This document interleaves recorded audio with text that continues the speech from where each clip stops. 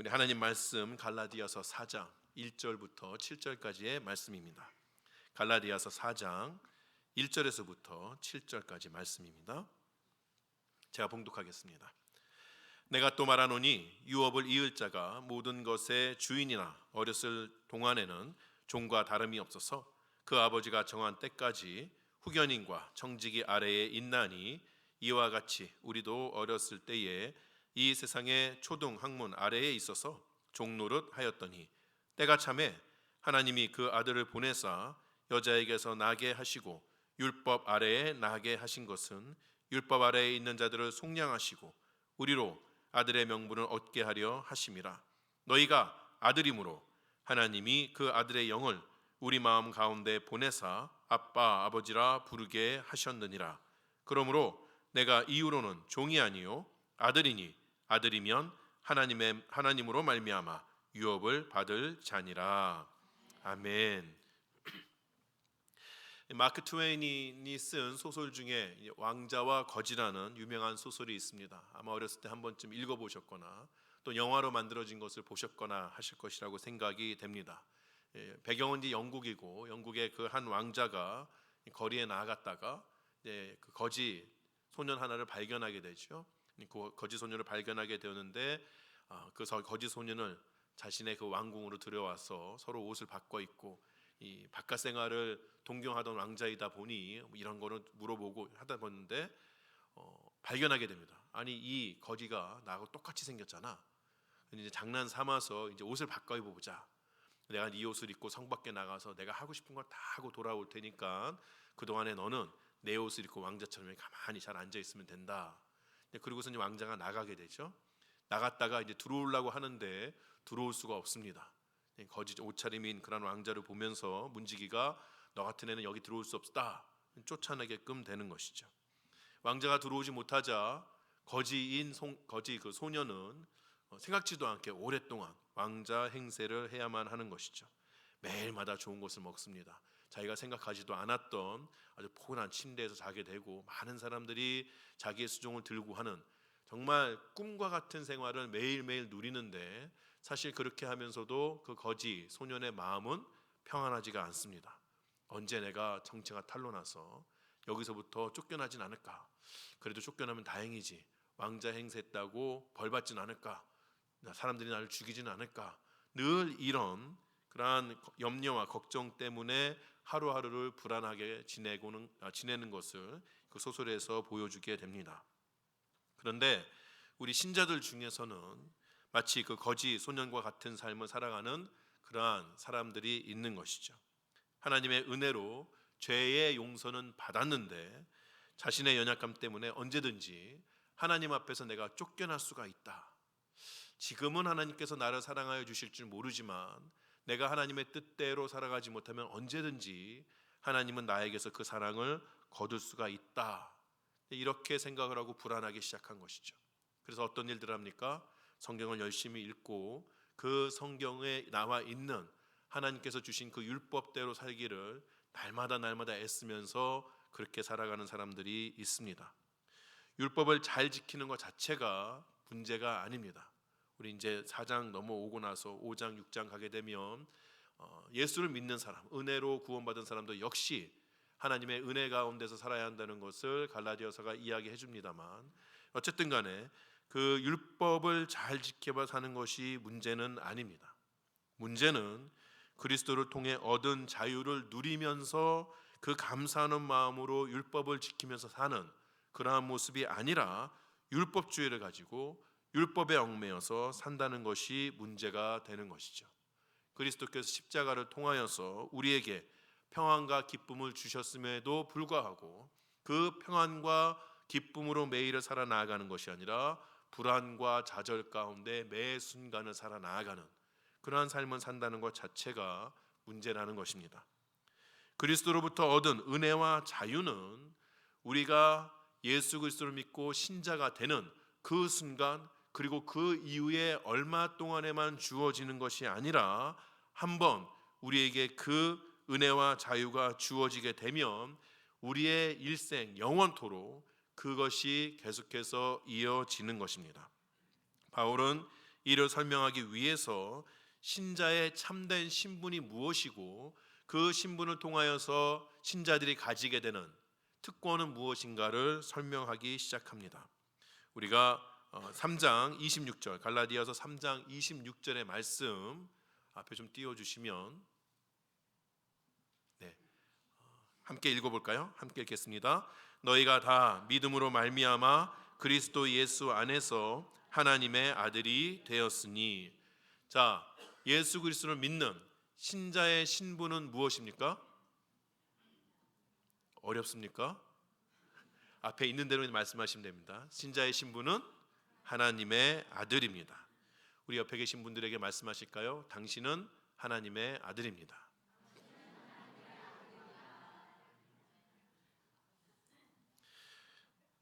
아들 그러니까 좀 어색하신 분도 계셔서 당신은 딸입니다.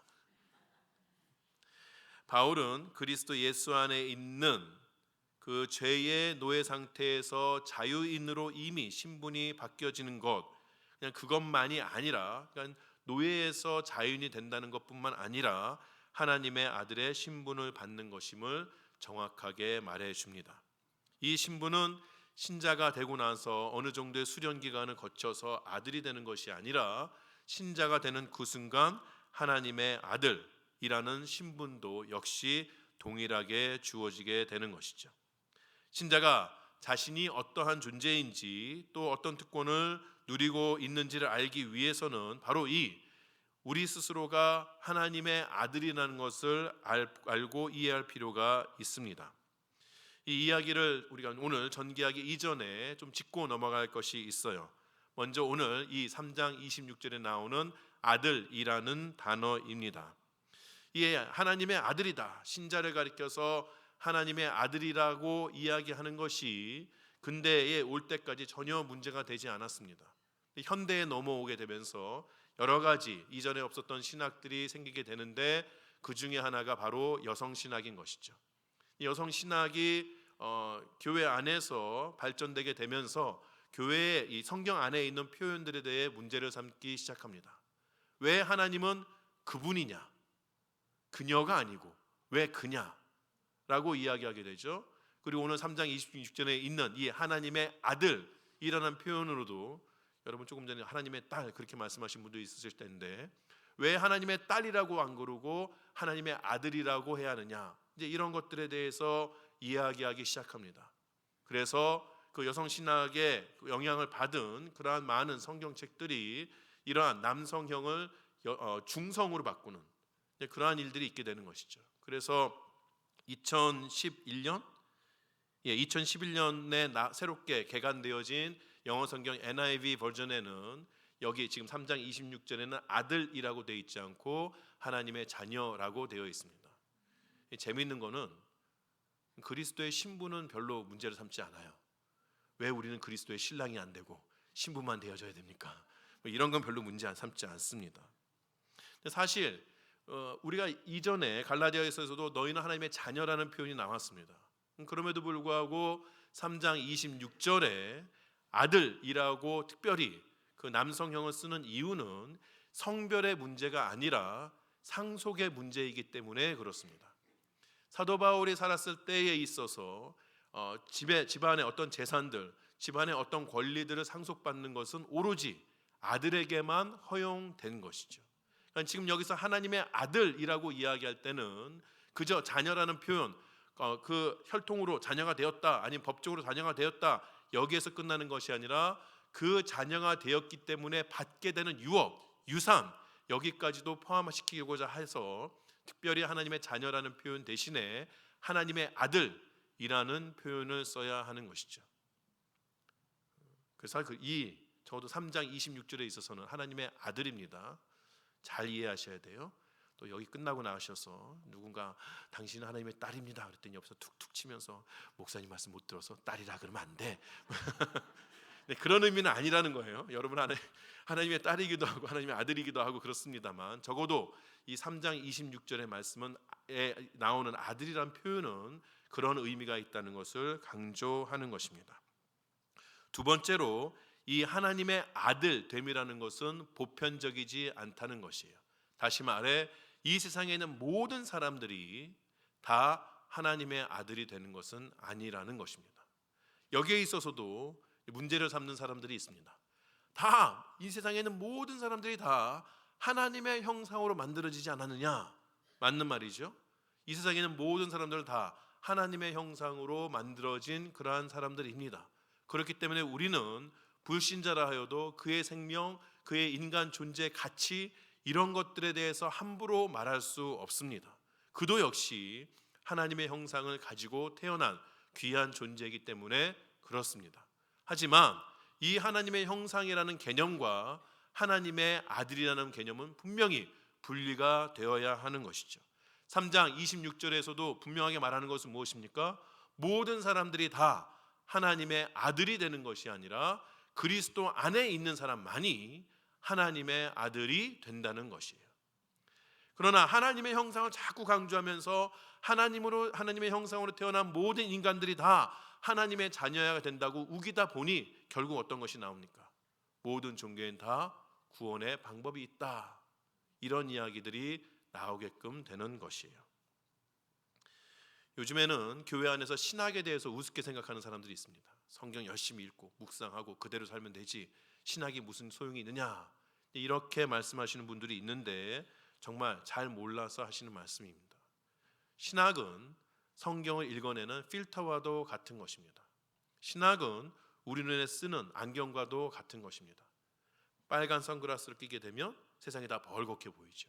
파란 선글라스 쓰게 되면 세상이 다 퍼렇게 보이는 것이죠.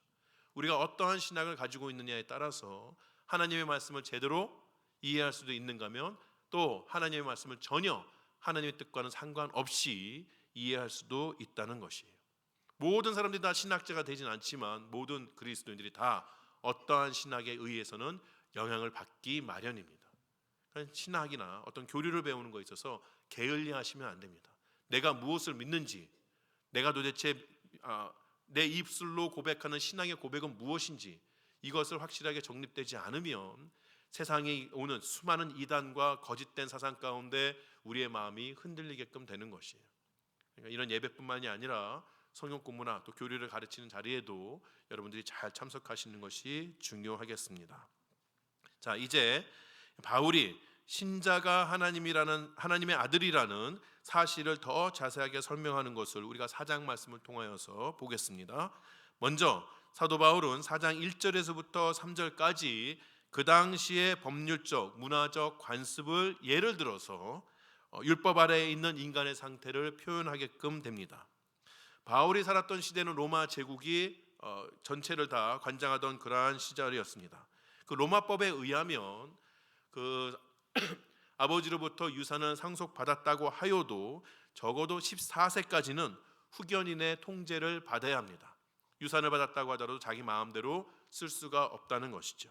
심지어는 25세까지도 청지기의 통제를 받기도 했다고 합니다.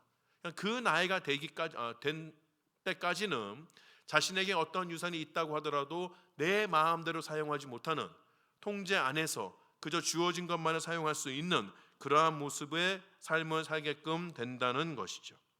바울은 그러한 모습을 가리켜서 종과 다름이 없다라고 이야기합니다. 내 것을 내 것이라고 이야기하지 않는 유행가 가사 같죠. 내 거 아닌 내 거 뭐 비슷한 뭐 그런 거 있죠. 어떤 그런 삶을 사는 것이에요. 나에게 주어진 것이 있으나 그것에 대한 권리를 행사하지 못하는 상태로 살게끔 되는 것이죠. 사실 이런 종과 같은 모습은 모든 인간이 가지고 있는 모습이기도 합니다. 그리스도 앞에 나오지 못한 그러한 사람은 영적으로 종의 노예 상태로 살게끔 되는 것이죠. 또한 신자라고 하더라도 그리스도의 은혜 가운데 살지 못하고 여전히 율법에 묶여서 사는 사람은 그가 하나님께서 유업을 주셨다 하더라도 여전히 종과 다름없이 사는 그러한 불쌍한 인생을 살고 있다고 이야기할 수 있습니다. 자, 이제 하나님께서는 종과 다름없이 사는 자신의 자녀들에게 자유를 주기 위해서 일하시는 것을 볼 수가 있습니다. 4절은 때가 참에라는 말로 시작이 됩니다. 유업을 받은 자가 아까 로마법에 의해서는 14세가 되어야 된다, 25세가 되어야 된다라고 말씀드린 것처럼 어느 시기가 되어서 후견인과 청지기의 통제를 벗어나는 바로 그때가 온 것이라는 이야기죠. 이때는 인류 역사를 통틀어서 놓고 볼 때에 인류를 구원하실 그리스도께서 바로 이 땅에 오시는 그때가 바로 때가 찬 것입니다. 근데 왜 때가 왔다라고만 이야기하지 않고 때가 찼다. 때가 찼다는 표현은 무언가 오랫동안 기다렸지만 그것이 이루어지지 않았다가, 그 조건들이 이루어지지 않았다가 이제서야 그 조건들이 찼다, 이런 의미가 되는 것이죠. 우리가 일반적으로 왜 예수님께서는 2000년 전에 오셨는가, 3000년 전이나 4000년 전이나 아니면 1000년 전에 오시지 않냐고, 왜 2000년 전에 이 땅에 오셨는가에 대해서 사회학적으로 문화적으로 생각을 해보게끔 됩니다. 그리고 나서 때가 찼다는 거의 증거를 4가지 정도를 이야기하는 것을 볼 수 있습니다. 첫 번째는 그때가 바로 로마 제국이 만들어진 때라는 것이에요. 제국이라는 것은 이미 이전에도 페르시아, 성경은 바사 제국이죠. 페르시아 제국도 있었고 헬라 제국도 있어 왔습니다. 그런데 로마 제국은 그 이전에 있었던 제국들과 다른 점이 있어요. 세상의 모든 길은 로마로 통한다. 로마는 제국을 만들면서 자신이 주둔했던 자신의 모든 식민지에 다 길을 만들기 시작합니다. 예수님께서 이 땅에 오셨을 때에, 그래서 복음이 우리에게 알려졌을, 교회에 알려졌을 때에 그 복음을 받은 자들이 다 로마 제국이 닦아놓은 길을 통해서 전 세계로 복음을 전파하는 그러한 역할을 감당하게끔 되는 것이죠. 또한 전 세계에 나가 있었던 로마의 군인들은 사실 초대교회의 많은 그러한 부분이 로마 군인들이었습니다. 로마 군인들이 여러 군데를 이동하게 되면서 복음을 습득하고 또 다른 곳에 가서 복음을 전하는 그러한 역할을 감당했다는 것을 우리가 교회사적으로 볼 수 있는 것이에요. 두 번째는 그 당시에 지중해를 중심으로 한 그 당시 세계에 있어서는 헬라의 언어와 헬라의 문화가 보편적으로 전파되었다는 것이죠.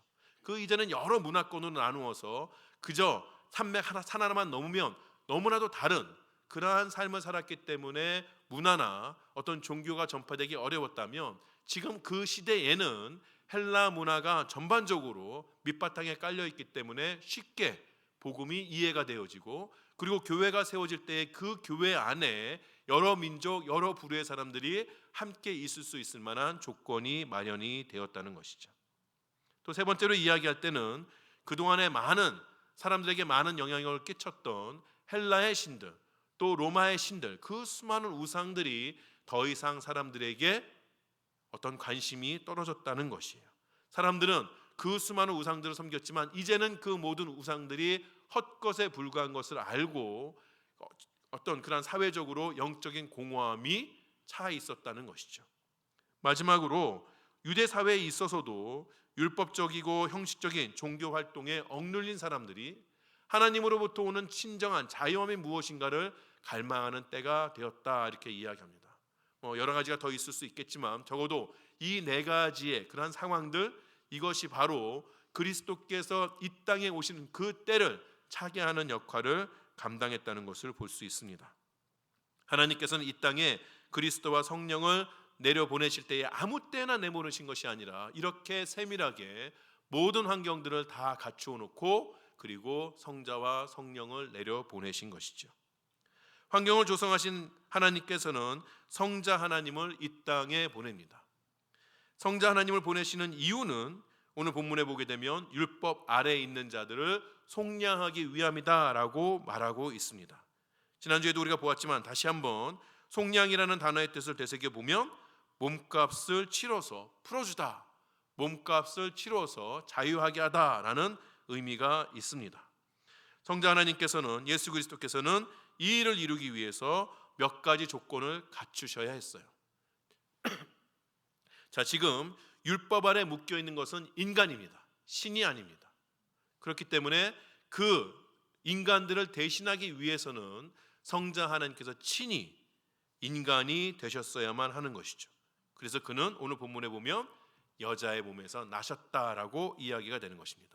또 여자의 몸에서 나셨기 때문에 자연스럽게 율법 아래에서 나시게 됩니다. 율법 아래 여자의 몸에서 인간으로 태어나신 그 성자 하나님은 율법의 모든 것들을 이루셔야만 했어요. 율법의 모든 것들을 이루시지 않으면 그 스스로가 죄인이기 때문에 죄인이 다른 죄인의 죄를 대속할 수는 없는 것이죠. 그는 스스로 율법의 모든 것들을 이루심으로 말미암아 인류 역사 전후무후하게 의인으로서 스스로가 서 있었던 분이셨던 것이죠. 그 다음에 조건이 무엇입니까? 자신을 이제 의인으로서 자신을 죄인들을 위한 제물로 드려야 했던 것이에요. 그것이 바로 우리에게 보여지는 십자가의 의미가 되는 것이죠. 예수님께서는 자기 스스로를 모든 인류를 위한 화목제물로 드리시고 그 일을 십자가에서 이루실 뿐만 아니라 부활하심으로 말미암아 사망의 모든 권세를 이기셨습니다. 성자 예수님께서는 이 모든 일을 이루심으로써 율법 아래 있는 모든 사람들은 그를 통해 율법의 속박으로부터 자유를 얻게 하신 것이에요. 예수 그리스도 안에 있을 때에 그 안에 있는 모든 인간들은 그리스도의 공로를 통하여서 더 이상 죄의 노예가 아니라 자유인이 된 것이죠. 그런데 우리가 이제 흔히 예수님의 사역을 이야기할 때, 십자가의 사역을 이야기할 때 여기까지만 이야기할 때가 많이 있습니다. 예수님께서 우리의 죄를 사하여 주셨다. 근데 예수님의 사역은 거기에서 끝나는 것이 아니라는 것이에요. 예수님의 사역은 그저 우리를 속량하는 것에서 끝나는 것이 아니라 우리로 하여금 하나님의 아들이 되게 하여 주신다는 것이죠. 우리는 이렇게 생각할 수 있습니다. 예수님께서 우리를 속량하셔서 우리가 자유인이 되었다면, 우리가 무엇이든지 할 수 있다면, 그러면 굳이 하나님의 아들이 될 필요가 있겠는가 생각할 수가 있겠죠. 그런데 만약에 우리가 그리스도의 공로로 자유인이 되었지만 아들이 되지 않는다면, 그럼 우리에게 어떤 일이 벌어질까요? 만약 그렇게 되었다면 우리는 하나님으로부터 죄에 대한 용서는 받았을지 몰라도 그 이후로 계속해서 하나님의 율법을 지킴으로 하나님의 은혜와 보상을 지키기 위해, 그것을 빼앗기지 않기 위해서 전전긍긍하며 살아야 하는 것이에요. 근데 그럴 수 있을까요? 우리가 하나님께서 주신 사랑과 또 하나님께서 주신 귀한 선물들을 우리의 힘으로 지켜낼 수 있을까요? 여러분은 모르지만 저는 단 하루도 지키지 못할 것 같아요. 반나절은 지킬 수 있을까? 자버리면 반나절은 지킬 수 있으면, 제가 인식에 깨어져 있고 제가 어떤 행동을 할 때에 하나님께서 나를 자유하게 하셨으나 내가 얼마만큼이나 그 하나님의 은혜를 쥐고 살 수 있을까?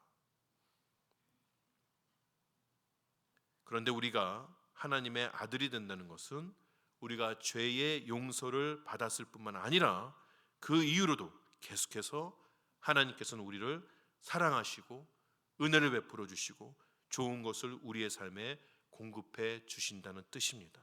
그리고 그 은혜가 영원토록 우리의 삶 가운데서 소멸되지 않는다는 뜻이에요. 왜 그렇습니까? 우리가 하나님의 아들이기 때문에 그런 것이에요. 아마 어떤 분들은 이 말에 공감이 안 되실 수도 있겠어요. 하나님께서 날 때부터 하나님의 아들이 아니라 양자죠. 입양되어지는 것이죠. 누군가를 입양해서 하나님의 아들이라는 귀한 타이틀을 붙여주시려면, 그래서 좀 어느 정도의 수련 기간을 두고 애하는 거 봐서, 죄 용서해 주시고 나서 네가 얼마만큼이나 하나님 뜻에 잘 사냐, 내 말 잘 듣냐, 그것 좀 봐서 괜찮은 사람들, 그런 괜찮은 사람들에게 그래 너는 내 아들 될 만한 자격이 있구나, 그리고 하나님 아들, 이렇게 하시면 하나님 좀 정의로워 보일 텐데, 아무한테나 예수 믿었다는 그거 하나만으로 아들이라고 덕하니 던져주시면 너무 그게 값어치 없는 거 아니겠습니까? 남들한테는 그렇게 이야기할 수 있는데 여러분 자기 자신 한번 생각해 보시죠. 하나님께서 여러분에게 언제 사랑과 은혜를 베풀어 주셨나요? 여러분이 하나님 앞에 잘할 때만? 여러분이 하나님 앞에서 정말 하나님 나 이 정도 했습니다, 성경 2, 3독 할 때만? 아니면 사람들한테 선행을 베풀 때만 하나님께서는 우리에게 은혜와 사랑을 베풀어 주셨나요? 우리의 인생 돌이켜 보면 그렇지가 않다는 것을 금세 압니다.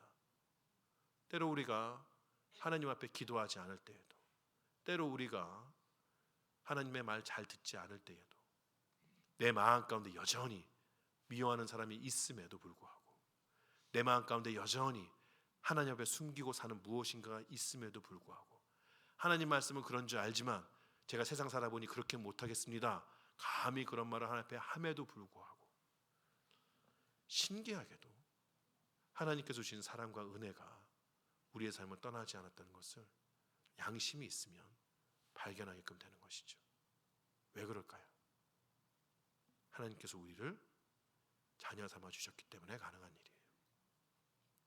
그렇게 따지면 하나님께서 우리에게 귀한 아들이란 칭호를 주시는 것, 우리를 아들 삼아 주시는 것 자체가 얼마나 큰 은혜인지를 알게끔 되는 것이죠. 그리스도께서 십자가를 지시고 우리를 구원하여 주셨을 때에 속죄함과 하나님의 아들이 되는 입양은 따로따로 오는 것이 아니라 하나의 패키지로 오는 것이에요. 그 모든 것들은 우리가 무엇인가를 이루어서 우리가 하나님 앞에 잘 보여서 받게 되는 것이 아니라 무조건적으로 하나님께서 일방적으로 우리를 사랑하여서 주신 선물이기 때문에 없어질 일도 없으며 또 우리의 어떠한 삶의 모습과는 전혀 상관없이 우리에게 주어진다는 것입니다. 예수께서는 우리에게 하나님의 아들이라는, 그저 우리의 죄를 그냥 용서하여 주신 것뿐만 아니라 용서함을 받을 수 있는 그 길을 열어주신 것뿐만 아니라 우리가 하나님의 아들이라는 법적 칭호를 받을 수 있는 그 일을 감당하여 주신 것이에요. 자, 그런데 우리가 이런 상상을 한번 해봅니다. 앞에서 소개해드린 것, 그 왕자와 거지 그 이야기와 비슷한 이야기지만 어떤 이야기가 있어요. 홀홀 단신 고아가 되어서 동냥이나 하면서 하루하루 살고 있는데 갑자기 어떤 남자가 그 앞에 탁 나타나더니, 이 동네의 제일 부자 누구누구 알지? 알아요. 그 사람이 너를 오늘부터 아들 삼기로 했다. 널 입양했어. 그래서 법적인 이미 호적 증명서를 딱 보여주는 거예요. 네가 이 이름이 벌써 그 사람 호적에 올라갔어. 그럼 그 아이가 얼마나 그것을 깨달을 수가 있을까요? 아니, 법적으로는 알겠죠. 내 이름이 그런 거 올라갔네. 얼마나 실감이 날 수 있을까요? 사실 그렇게 실감이 잘 안 나죠. 이게 무슨 소린가 싶기도 하죠. 거짓말인지 진짜인지 알지도 못하죠. 근데 그 사람이, 그 소년 찾아온 사람이 그 소년을 데리고 가가지고 부잣집에 탁 가서 부자와 그 아버지, 입양한 아버지와 만나게 해주고 아버지가 자랐다고 이야기하고 하인들을 시켜주고 좋은 옷을 입혀주고 정말 상상하지도 못했던, 보지도 못했던 음식을 맨날 먹이고 이런 것들이 매일매일 진행이 되면 사람들이 너는 입양됐어, 너는 이제 부자 아들이야, 일일이 안 알려줘도 다 알게끔 되는 것이죠.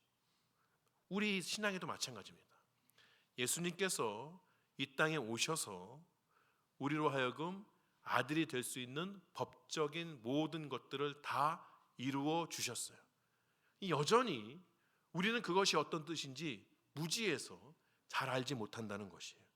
그래서 하나님께서는 성령을 우리에게 주셔서 하나님의 아들됨을 경험하게 하여 주십니다. 그래서 하나님께서 우리에게 성령을 주신 것이에요. 오늘 6절에 보면 우리가 6절을 다 함께 읽어볼까요?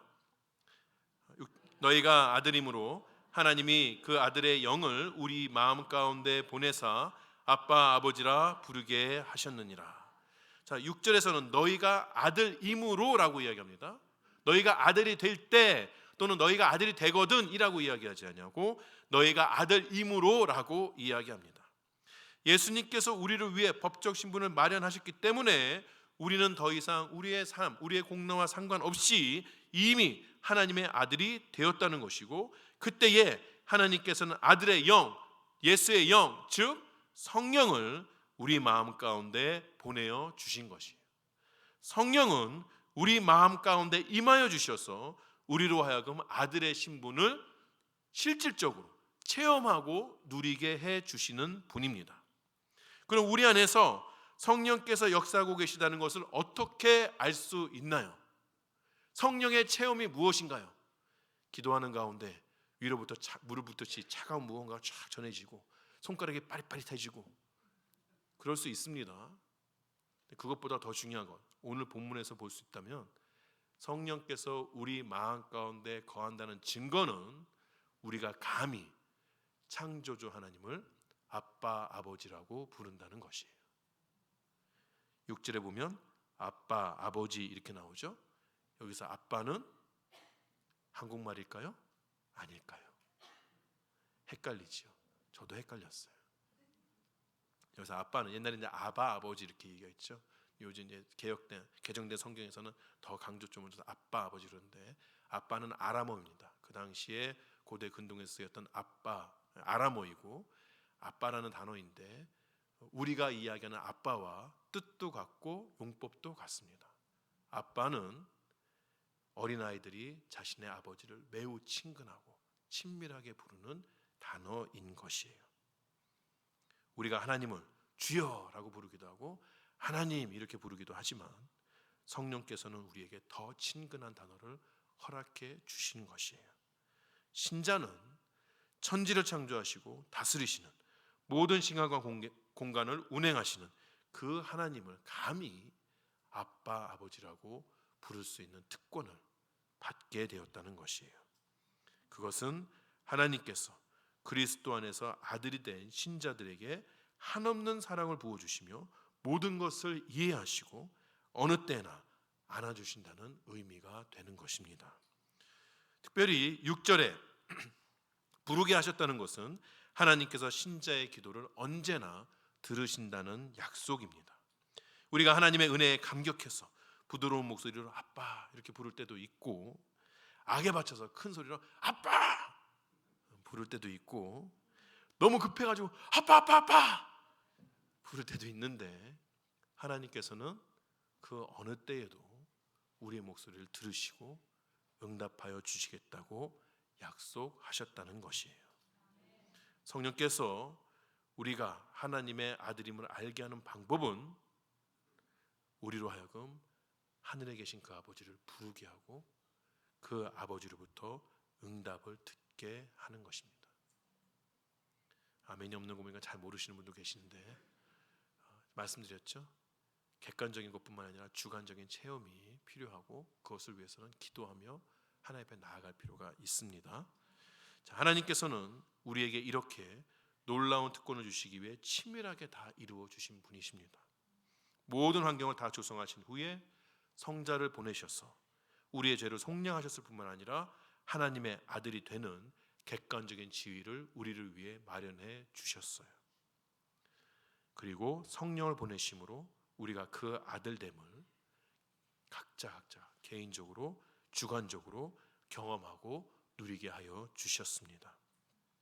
하나님께서는 갈라디아 교인들에게 같은 은혜를 주셨어요. 그런데 그들은 오히려 그 하나님의 아들됨, 양자됨, 그 특권을 누리지 아니하고 이전의 종과 다름없이 살던 그 모습으로 돌아가려고 하고 있는 것이에요. 우리는 어떤 모습으로 살고 있을까요? 우리는 하나님의 아들로서 살고 있습니까? 아니면 종과 같이 살고 있습니까? 우리의 모습과는 상관없이 끝없는 사랑을 베푸시며 우리에게 약속하신 곳으로 이끄시는 그 하나님, 우리 아버지의 손을 붙잡고 평안 가운데 살아가고 있습니까? 아니면 우리가 조금이라도 잘못하면 하나님이 나를 버리실지도 모른다는 그 잘못된 생각 때문에 불안에 떨며 살고 있지는 않습니까? 하나님께서는 나의 아버지가 되셔서 더 이상 두려울 것이 없죠. 모든 것을 가지고 계시며 모든 것을 다스리는 그 하나님이 나의 아버지가 되시기 때문에 내가 두려울 것이 없음에도 불구하고 여전히 나는 세상을 두려워하며 살고 있지는 않습니까? 사랑하는 세미한 성도 여러분, 아들로 살아야 합니다. 그러기 위해서 우리가 해야 할 일이 있는 것이죠. 아버지를 알아야 합니다. 도대체 이 아버지가 어떤 분이신지, 그 아버지가 나에게 주신 유업이 무엇인지 알아야 누릴 수가 있죠. 그렇죠? 아무리 좋은 것을 주어도 그것을 모든 것들 다 창고 안에 집어넣고 문도 열어보지 않으면 누릴 수 없습니다. 하나님께서 우리에게 좋은 것을 주셨다면 그 좋은 것이 무엇인가를 찾아 나서고 그것을 누릴 수 있는 것이 바로 하나님과 동행하는 신앙인의 모습이라는 것이죠. 그리고 아버지와 교제를 누려야 합니다.